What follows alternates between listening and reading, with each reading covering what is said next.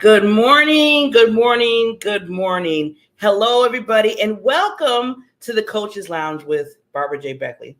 That's me. And some wonderful, wonderful guests that I always bring on. Now, I am just so, you just don't know. I'm like a little kid in a candy store right now. I'm having a wonderful queen, and I call lady queens because I look at them as royalty. A wonderful lady that I met. Her name is Lindsay Dow. And I'm telling you right now, get ready. That's all I have to say. Sometimes it doesn't take that many words to describe a queen of queens. This lady, I met her in another, like a training that we were doing together regarding a TV show. Isn't that interesting? We're both podcasters. We're both TV streaming, gurus and everything. But sometimes, like I tell people, coaches need coaches, We still need to educate ourselves, still need to learn and grow, especially of the trends and everything that's going on. And I loved how we were both in the room, both learning, but both met each other. And I just really just vibe with her and what she was talking about, what she was saying, and how she's this giant, just giant, like I say, lighthouse to the world. And I just told her, I said, I have to have you on my show. I want to have you on my show. And she was like, no problem. Let me check my schedule. When celebrities come on, so they got to check their schedule. I have to be like, okay, let me wait and see if I can get on their schedule. And, she found a way and she got on my schedule. And I just have to say that I just humble myself to have her on the show. Now, as you know, this show is really dealing with understanding coaches, educators, and mentors. And I started this show because I always felt like they wasn't getting the love that, when you're interviewing like maybe speakers or celebrities or whatever you're interviewing. I'm like, well, what happened to the really dynamic people that's helping the individual get to where they're going? We never think about that sometimes. We just, hire the coach, say, okay, you need to help me, stay with me for 2 or 3 or 5 or 10 years. And then, they just kind of go out and do what they do, which is the coach's main mission, is to lead you and guide you in any expertise that they have. But then, it's like, okay, well, wait a minute. They were the ones that were with you late nights. They were the ones that were giving you those tips. They were the ones that were pushing you to say, you can do it, when you were saying, no, I don't think I can do that. No, you can't. You have to think about that. They were cheering you on, just staying with you, making sure that you stayed on your goals and you stayed on your objectives of your life in any capacity that they had. So that's why I said I'm going to create this show to make sure that we show these wonderful gems, as I call them, the diamonds in the world that are coaches and mentors and helping other people. If it wasn't for my coaches, I wouldn't be where I'm at right now. As far as my speaking career, as far as being on the show, as far as just doing video editing. I mean, I do all that. And if it wasn't for coaches and people in my corner and still today with me, then I wouldn't be where I'm at. So I'm giving the love right now. And I'm going to step aside because I want you to meet this wonderful lady. And she's going to describe some of the things that she do. Now, I want to say, listen to what she's talking about, because believe me, after you hear what she has to say in her element and her expertise, you're going to be like, okay, I want to work with her. I need to contact Lindsay. I got to get to her. And what I love what she does is she's a coach and speaking consultant. And what she does is and I'm going to read this, teaches leaders how to build irresistible sales culture that drives results. I'm going to say it again, that drives results, right? You want results in your life? Lindsay's the person. She's a chief heartbeat officer. I love her title. She's been 25 years in this industry. That's all you have to say. That's like a mic drop. So with that, we're going to get a chance to know Miss Lindsay. But before we go there, we have to hear from our sponsor. And after that, we will bring on the Queen, Lindsay.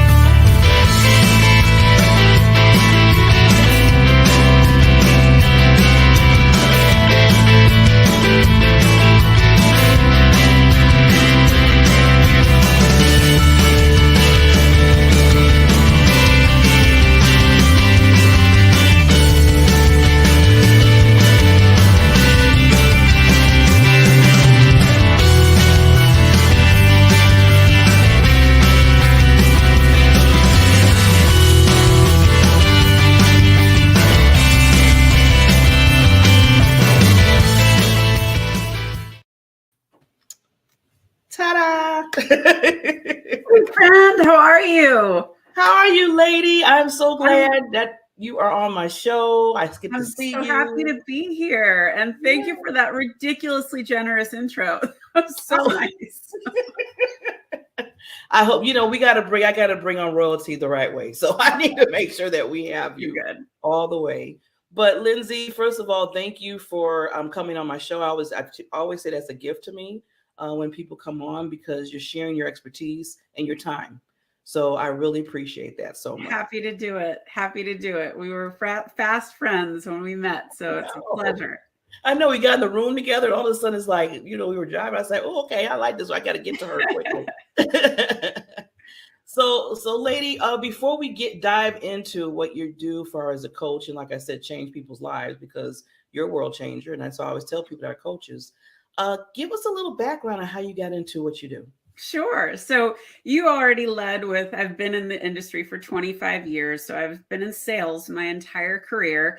And 23 of those years I spent climbing the ranks of IBM. I started in customer service and worked my way up to executive. And I wanted to make a change. So I left and I went to another company. And in 6 short months, I got fired. And anyone that knows me kind of goes, how'd you do that? Like, that's hard. Like, how do you have a decorated career and then you go get fired? And let me tell you, it was so painful. It was the gut punch I never wanted. It was so horrible, but it was a gift. And it was a highly toxic environment. It was I wouldn't have quit. I would have stayed. I would have muscled through it because I don't quit. But my health would have suffered. My family would have suffered. It was a gift. But it also gave me the inspiration to start Heartbeat for Hire. And one thing I understood really, really clearly from leading really big organizations at IBM was how to build this irresistible sales culture that everyone wants to be a part of. But when you do that, they perform. And so I understood how to do this. And I sat with myself in my pain and sadness after getting fired. And I wrote this job description, and it was this chief heartbeat officer. Wow. And that was an advisor to all of the sales leaders on how to do this, how to see and value your people, how to lift them up, how to make them feel, empowered and supported so they can do their best. And what ended up happening, I thought I was going to be totally in sales and totally in tech. And now I'm coaching people all over the place that are like, I'm coaching a scientist right now. I've been coaching people on career changes. I do a lot of sales coaching, and I've been speaking a whole lot on this topic. So it wasn't necessarily a real straight line of how I got to where I got to. And I'm doing some personal branding stuff and teaching LinkedIn basics classes now too. So LinkedIn's been a huge piece of this journey. Yes. That's kind of how I got here. It's amazing, Lindsay, like you said, how we get on our road to our lives, how you never know where it's going to go. It's like a creativity of the world talking to the universe or something, saying, okay, we're going to start here, but you're going to end up over here somewhere. Yeah. And then you're going to learn through when you got to that point. It's still changing. It's still evolving. And, I have some partnerships that I work with, and I work in different capacities doing different things, but my message is still the same. So, my audience, the people that resonate with me know that this is what I'm passionate about. It was interesting. This week I shared a post on LinkedIn about empathy, and it was an article that was in Forbes, and I shared it. It's been shared over 45 times, and it has hundreds of comments. And what that tells me is we have a hunger, we have a desire, we need to change the face of leadership as we know it. And that was my intention on building Heartbeat for Hire. But I mean, I have people from all over the world chiming in saying, more of this, please, more of this, please. How do we do this? And that's really the change that I want to be a part of. Yeah. So you were never meant to be, like you said, I know you like a few months and then you got fired. You were never meant to be. That was just for a little small tad of your life. Hey, I learned a lot in those 6 months, and I learned exactly the leader I did not want to be. Yeah. I always tell people you learn from everybody, even what not to do. Yeah. So yes, and you started this wonderful, like you said, what you do, you're basically business. And I love the title Heartbeats. I love that. Can you give us a little on how that? I use a hashtag. It's called Heartbeats, not Headcount. And I really feel if you are a leader, you are responsible to your people. And at IBM, we had to lay people off fairly often. And that was a process I never wanted to get good at. And I can remember being with one of my bosses, and she's like, I need you to come in and be a witness. She had a really difficult person she had to let go of, and I had to let go of people. Neither of us slept. We were so stressed. We understood the impact we were going to have on people's lives. And it was so important to me to honor that and to support these people. Listen, you're not going to get along with everyone, but you have to understand that as a leader, it's your job to advocate for your people. It's your job to know who they are. And I really hated when I heard leaders say to me, I don't have time for one-on-ones. I'm too busy for that.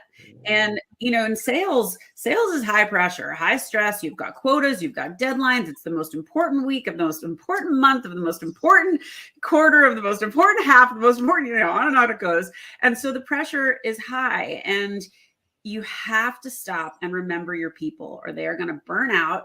They're going to resent you. They're not going to perform. And if you can create that psychological safety and that space for people to thrive, you're going to see magic happen. And if you don't mind, I'll tell you a quick story to give you an example of how this feels. So I had a great leader. She was my friend, and then she became my boss. And I was telling her what I was doing working on this very large client. I had a $150 million quota. It was a really significant relationship I had to manage with a lot of strings attached. And I was telling her what my plan was. And she just went, girl, I've got your back. Now fly. And when you hear those words, they gave me goosebumps then, they give me goosebumps now. But what that gave me was incredible confidence and incredible strength to motivate my big team of 50 plus people and say, hey guys, we can do things differently. Let's think outside the box. Let's try something new. Maybe we can reach out to people in a different way. Maybe we can leverage LinkedIn. Maybe we can do XYZ. And all of a sudden, we created this environment of, I support you. Let's try this. Let's do this differently. And our clients saw us differently. And when you are a leader and you can inspire that kind of energy and greatness in your people, oh my gosh, first of all, the loyalty you're going to get from that person, the risks I was willing to take because I knew she had my back. And if I fell down, she would help me get back up. But it was something that I knew I would always want to do for the people that I led. And when I did that for the managers that I inherited and the ones that I promoted, the things they were able to do, it would take your breath away. And we just created this contagious environment that everybody wanted to be a part of. So it's totally possible, and it's not that hard. It's not. I love how you brought up the fact about when she said, I got you, I have your back. That means so much when it comes from leadership, when it comes from management, because then you're like, okay, now I can, first of all, just kind of breathe. And then I can be creative in my own purpose and what I do and bring it out even better because I know somebody had my back. And I like how when she said she had your back, she really had your back. And I'm saying that because, especially in corporate, sometimes they might say that. And then next thing you know, something really goes down, the bats might not be covered all the way. So I'm glad that you were trusting with her and she was basically trusting in you. You said the word, and that's trust. And you cannot get trust without understanding who your people are. And so I encourage, part of my methodology is this concept called inverted management. And it's asking this question, how can I be the best manager for you? And when you ask that question, first of all, it's a humbling question. You are admitting you don't know everything. And that's hard for some people to ask. But the answers you're going to get are going to be wildly different depending on who you're talking to. It's based on seniority, based on experience, based on career goals. And these people are going to tell you, you know what? I need someone to role play with, or I need a coach, or get the hell out of my way. I just need an escalation point. And whatever that is, you need to be able to support that. You need to be able to say, you know what? I got 2 people on my team that need more training. I got 1 person on my team that feels like they're in the wrong job. I need to advocate for them to get to a different place. But when you understand how your team is stacked, you can do amazing things. Yes. Yeah. Trust, like you said, Lindsay, is very important. If you can't trust, it's going to be difficult. That's in any relationship, just not even at work. I mean, it True. just really is hard to maneuver when you Yeah. don't have that. Yeah. Well, and when there's no trust, everybody just treats it like a job. It's Mm, just, I'm going to come in, I'm going to do what I'm asked to do, and then I'm going to leave. And mm, if you've ever had a good leader, you know what that feels like. And when you have a rotten leader, here's another great one. When your boss calls, do the hairs on your neck stand up, or are you excited to take the call? That's a mm, really good litmus test for how you feel about your job. And a lot of people can't even rationalize they're in the middle of misery. They don't mm. even understand that what they're doing every day is making them so unhealthy, unhappy, and Mm. unfulfilled. And Yeah. when you can actually go, oh crap, Yeah. I'm really in the thick of that. I need to make a change, and I Yes. need to do it consciously to better my life, better my soul, better my heart. Like Yeah. that's just such an important thing for people. And no job is perfect. You're always going to have warts and things that are gross and tasks you don't like. But if you just have to look at the scales, is it a lot more good than bad? Then good. If it's the other way, Yeah. you might want to make a change. Yeah, yeah. Because it gets to the point. I'm loving what's going on in the world right now about mental health. Yes. People, we have to really be more concerned about that. And if you, like you said, Lindsay, if it's really taking on that toll to you, you have to make that decision. Yeah. Yeah. It's I think more than ever. And I think too, we might be out of the bulk of the pandemic, but the ripples from the whole great hiatus are still happening. And the coping mechanisms that we had developed pre-pandemic have kind of gone out the window. And so people are being set off by what seems like small things, but checking in with your people and making sure that they're doing okay is, I call them power skills. Some people call them soft skills. I mean, these are skills that all leaders need to develop. And gone are the days where aggression, intimidation, and fear is the way to get people to perform. People left. That was what the Great Resignation was. People were like, I'm out. This is nonsense. I'm not working like this anymore. I want someone to see me. I want people to see the work that I'm capable of and recognize me for the greatness that I am. So, the people spoke, and they're still speaking. They just really need people to listen and make that change. Yeah, I'm glad you mentioned that, Lindsay, about the Great Resignation, because, like you said, with the whole pandemic and everything, it's like all of a sudden everybody's like, you know what? I'm not really liking this. No. And I've been liking this for a while. I mean, it's all of a sudden we're getting this epitome like, what am I here for? What am I doing? I mean, I even made a change. Yeah, well, a lot of So, people did, and a lot of people left jobs without having jobs to go to.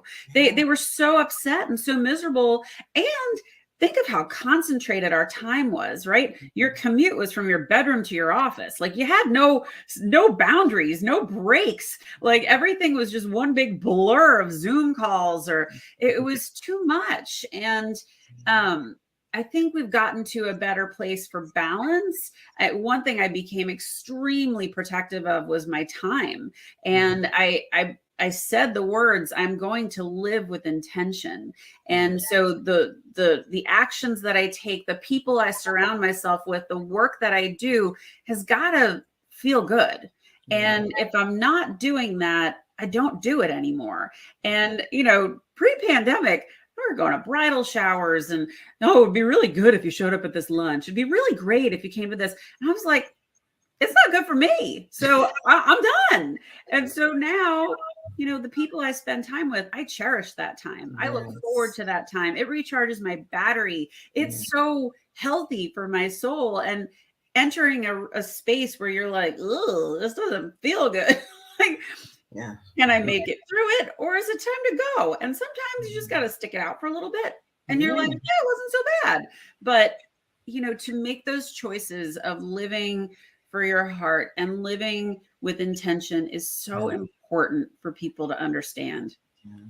And like you said, Lindsay, I have to just give people a lot of love out there for taking that step, because I know it wasn't easy. I mean, after they realize it's like, okay, they got the awareness in their head, like, you know what, I'm really not feeling this anymore. And then stepping out, and like you said before, some without even having a job. Yeah. They just said, you know what, I'm done. And Yeah. I'll just, go with faith. Yeah. Just, take that leap. Yeah. And, I think it's really interesting. Now we've had this massive layoff, right? Like more than 70,000 people were laid off in the last couple months. And we went from the power was in the hands of the employees to the power seems like it's back in the hands of the employers. And it worries me a little bit. It worries me on the DE&I space. So diversity, equity, and inclusion. We watched those teams that were thriving and healthy and big, and they've reduced those teams from 50 people to 2 people in some cases. And that really bothers me. So I'm hoping that I'm wrong in my observations. But the positive of all of this is the conversation that's being had on a global scale of what people are asking for, the leadership they want. I mean, we are seeing these changes, and there's a couple examples. Stripe was a really great example. The co-CEOs wrote a letter to the whole company saying, we are so regretful that we have to lay off some of our Stripers. We really didn't want to do this. We overshot what we thought we could do.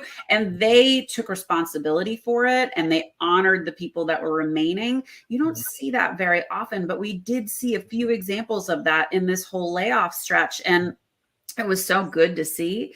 It was so nice to see the humanity from leadership. And that's what people are asking for. That's the kind of leadership people want to work for. And, when I'm coaching people and having they're looking for new jobs, what are those questions that we're going to ask? Because this isn't them just interviewing you. You're interviewing them to make sure this is where you want to plant roots. And you've got to make sure that the people you're working for are the vibe that you need, like where I was. You really want to make sure that it's a place where they have a management style that works for you. Yes, definitely. And I like what you said, Lindsay, about they're just not interviewing you, but you're interviewing them too.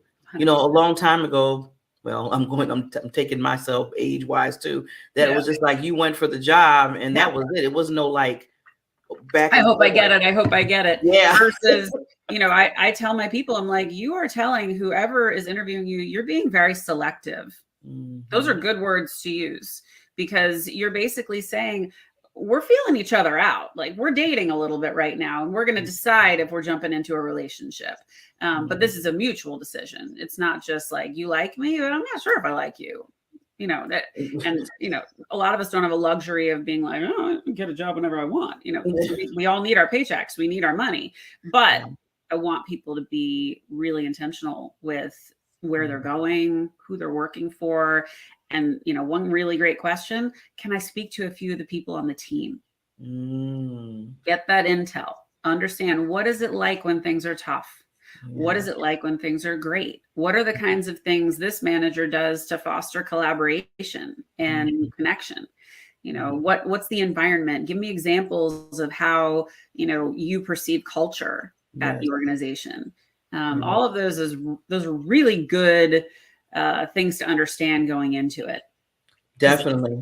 There's a lot of ways to answer that question. And, some people, first of all, if they say, no, you can't talk to anyone on the team, red flag, that's a bad idea. You need to go. What you said, Lindsay, that's a sign. That's a sign. Yeah, bad sign. Keep walking. Keep walking. It's like, okay. But, it's funny you said that, because at my job, where I work at, my day job, when they do interview people, they have people like myself on the team and some other people. That's the whole interview too. So the manager will interview them first, and then they say, okay, now I want you to, get another room and talk to some of the people on the team. Yeah. So they initiate that. So I love how they do that, because, you get to meet the whole team, because you're going to work with the team. When you think about it, right, Lindsay, it's like, you're just not working with that manager. You're working with everybody on that team as well. No question. It's so important that you're never going to like everybody that you work with. If you are, it's fantastic. But, at least knowing that you've got some people that you can build trust with, and people that you can be excited to see. Part of the challenge of being remote is when everybody is so dispersed. As a leader, you have to foster connection. You have to give people an opportunity to get to know each other. And I experienced this. I had inherited a whole bunch of teams from a bunch of acquisitions. They didn't care about each other. They didn't want to know what each other sold. They literally were like, heads down, let me do my job. I just got stuff to do. And it was my job to show them each other and share things that I learned about them. And, giving people the spotlight and saying, hey, you guys, so-and-so is running a marathon this week. Can we all like give them a shout out and send them our good vibes? It just makes them more interesting, more human, more attractive. And oh my gosh, Kyoko's doing a TED Talk, you guys. Everybody go and listen to the TED Talk. This is a big concept I want leaders to understand. And sharing the spotlight does not take away from a leader. It makes you a generous leader. And don't forget, they're working for you. So when you're shining the spotlight on someone that's working for you, it makes you look good. But the more you do that, the more attracted people are going to be to your leadership style. And it's such a wonderful practice to not only shine the spotlight on the people that report to you, but the people that support you, and bringing those people on your team calls to say, hey, you guys, we have to celebrate Sally. We could not have done this without her support. First of all, Sally's going to be blown away that we're taking the time to talk about her. But anytime my team needs her moving forward, she's going to be like, I'm there. I love this team. You guys are so good to me. So, giving back to people in those ways, those are free. That's easy stuff. And yes, you can use your budgets to send gifts and send points or whatever system you've got in your company. But I always used all that up. Like I was always out of points because it was so important to me that people felt recognized that, and they didn't know it was coming. Like you just closed not a big deal, but you closed a deal. And I want you to know that deal was important because it's the seed that you're planting for other deals. So yeah, I sent you 100 points for, you go get an Amazon gift card or whatever you're going to get. Those things matter. And it's just creating that environment of this is a place I want to be. Yes. And I love that was said so well put. Like you said, Lindsay, you're creating that environment, creating that culture. And it starts with leadership. I always tell people, if you're a leader, it starts with you because they have to see it within you. And then people take, hold of that and see where, now they can navigate because now they're flirting from the leader from high up. That's a great point. But let me add, culture belongs to everyone. And even if you have a so-so or a not so great leader, you still have an opportunity to inspire greatness in others. And just because they're not great, the more you put into the place that you work, the more you're going to get out of it. And it's tough when you have a tough leader, but crossing your arms and disengaging isn't going to help you either. So figuring out ways to network with people outside of your reporting chain, asking for those executive interviews from people that are outside your reporting chain, you're asking and you're building advocacy.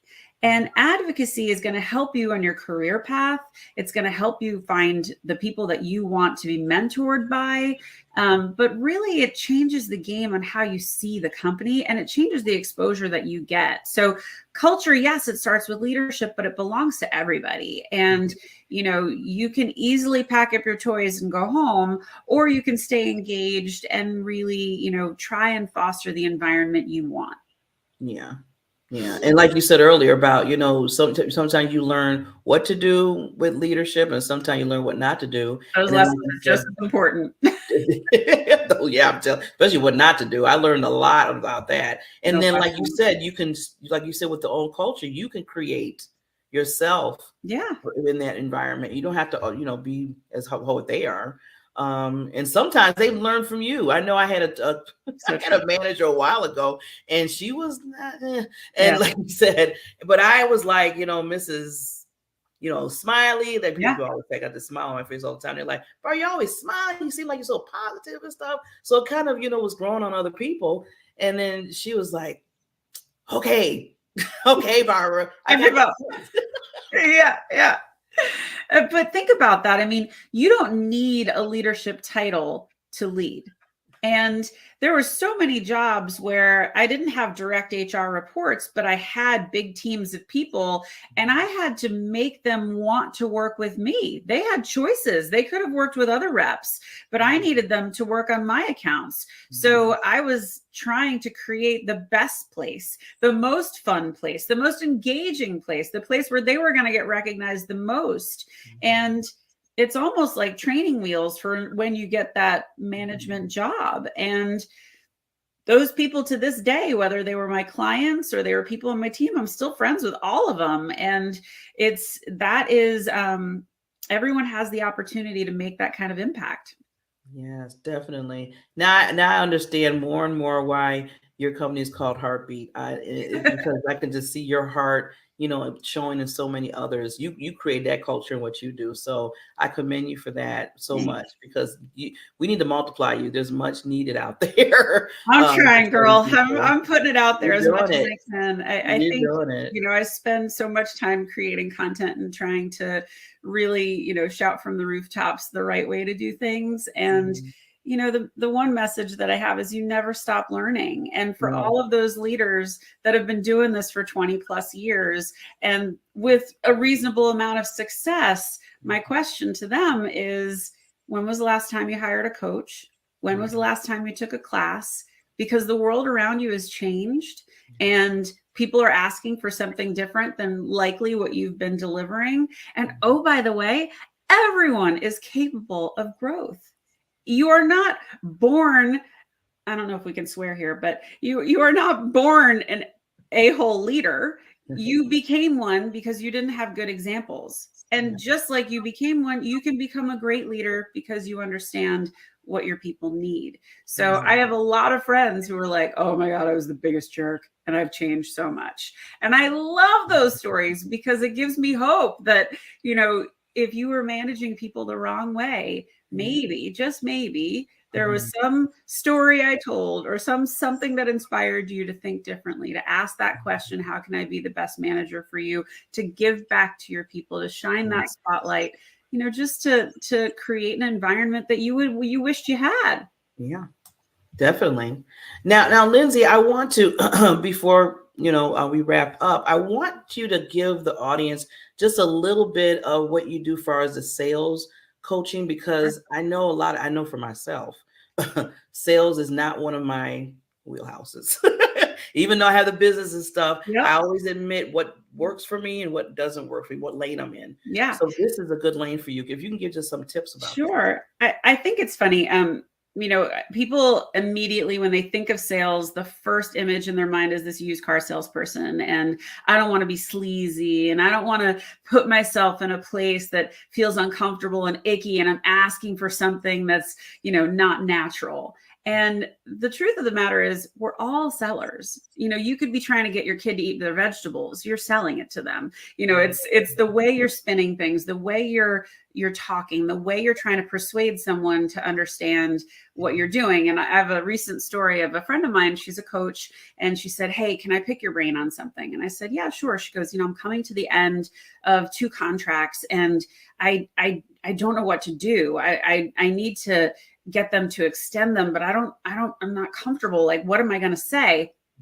And I said to her, well, have they given you feedback along the way of, God, you've helped me so much. And have you witnessed an arc? Have you witnessed, their growth through the process? Oh yeah, totally. I said, well, remind them of that and say, it's been such a joy to watch you evolve and grow and prosper through our time together. I'm hoping that you're going to extend because I've enjoyed this so much. Now, I'm not saying buy this. If you don't buy this right now, the price is going to go up. Like, I'm not doing anything unnatural. I'm putting it back in their mindset of what they experienced and saying, you got a lot of value out of this. I want to continue. That's not hard. That's not unnatural. That's easy to think about. And you know what? She got both extensions and she got 3 referrals out of that. Wow. And that was her being herself. She wasn't coming at it from a different way. And there's a great salesperson. Her name's Samantha McKenna on LinkedIn. If you don't follow her, you should. But she has a concept called Show Me You Know Me. And I love this so much. So Show Me You Know Me is probably the antithesis of the pitch slap. So we all get pitch slaps every day, which is these wretched emails or, DMs saying like, hi, I'm so-and-so, buy my stuff. You don't know me. You haven't said anything about me. It's not happening. So keep on keeping on. But what Samantha teaches is take some time to do your homework. If you know you have to sell to someone, look them up on LinkedIn. See, you did this. You found pictures that you dug deep for some of those pictures. But you know what? You took the time and you went, I'm going to capture her in the way I want to capture her. One thing I love to teach is ask your client, like, what's their favorite restaurant? What kind of food do they like? This is an easy one, right? Everybody eats. So you could just say, what do you like? Or, oh, I'm gluten-free, or I love chocolate, or I'm a big beer person, whatever it is. When you've got that, you file that one away.